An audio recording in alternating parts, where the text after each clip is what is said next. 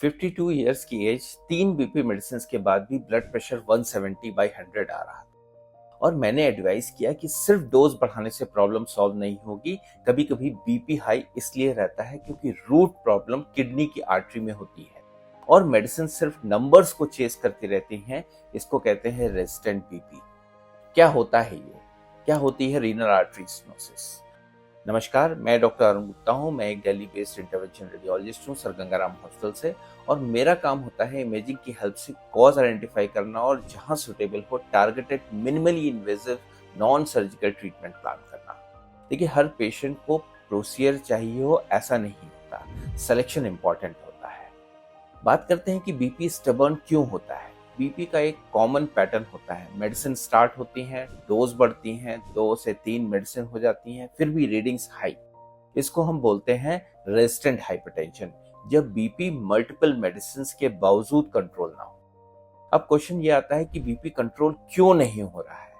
आप बीपी की कितनी भी मेडिसिन ले लीजिए, 1, 2 या 3 और ज्यादा, और बीपी रीडिंग्स मोस्टली कितनी आती हैं, ये हिस्ट्री क्लिनिकली इंपॉर्टेंट होती है। रीनल आर्टरी स्टेनोसिस क्या होता है? देखिए, किडनी की को आप ब्लड प्रेशर सेंसर समझ सकते हो। किडनी को अगर लगता है कि ब्लड फ्लो नॉर्मल से कम मिल रहा है तो बॉडी को सिग्नल भेजती है प्रेशर बढ़ाओ ताकि ब्लड फ्लो मेंटेन हो। अगर किडनी तक ब्लड की ले जाने वाली आर्टरी नैरो हो जाए, पतली हो जाए, इसे कहते हैं रीनल आर्टरी स्टेनोसिस। तो किडनी को यह लगने लगता है कि फ्लो कम आ रहा है और बीपी अननेसेसरी हाई मेंटेन करने की कोशिश करता है। जैसे वाटर टैंक तक पाइप नैरो हो जाए तो पंप ज्यादा प्रेशर लगाने लगता है। प्रॉब्लम पंप नहीं, पाइप होता है।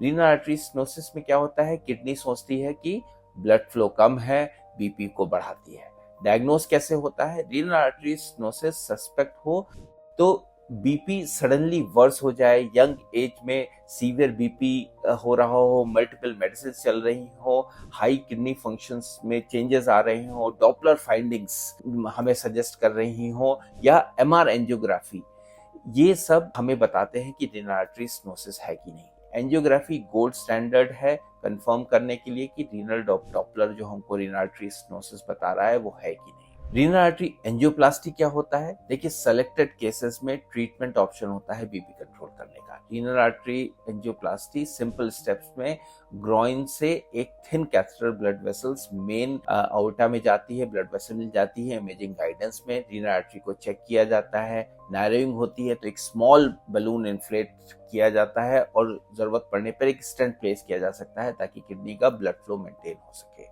गोल क्या होता है? किडनी को एडिक्वेट ब्लड फ्लो मिले जिससे बीपी इंप्रूव हो राइट कैंडिडेट्स में। सो कौन से पेशेंट्स एलिजिबल होते हैं? देखिए, हर बीपी पेशेंट्स का इशू रीनल आर्टरी स्टेनोसिस नहीं होता और हर रीनल आर्टरी स्टेनोसिस को एंजियोप्लास्टी की जरूरत नहीं होती है। एलिजिबिलिटी डिपेंड्स करती है नैरोइंग की डिग्री पे, सिग्निफिकेंट है कि नहीं, सिम्टम्स क्या है, बीपी का पैटर्न क्या है, किडनी फंक्शंस कैसे हैं, एथेरोस्क्लेरोटिक कॉज है, एज रिलेटेड है या कोई और, रिस्क बेनिफिट रेशियो। गोल प्रोसीजर करना नहीं होता, goal right diagnosis in right selected patients में। अगर बीपी 3 मेडिसिन के बाद भी नहीं कंट्रोल हो रहा है, इवैल्यूएशन में क्लियरली मिल रहा है कि रीनल आर्टरी स्टेनोसिस है, बीपी एवरेज से हाई रहता है, तो डेफिनेटली ये रीनल आर्टरी स्टेनोसिस के साइन होते हैं। अगर इनमें से कोई प्रॉब्लम आपको चल रही है तो आप मुझे कमेंट सेक्शन में पूछ सकते हैं, मैं आपके हर सवाल का जवाब दूंगा। होपफुली ये वीडियो आपको यूजफुल लगा हो। अगर आपको यूजफुल लगा हो और कोई ऐसे बीपी पेशेंट को जानते हो जो मल्टीपल मेडिसिन ले रहा है, यंग एज हाइपरटेंसिव है, तो उसको वीडियो जरूर शेयर करें। धन्यवाद।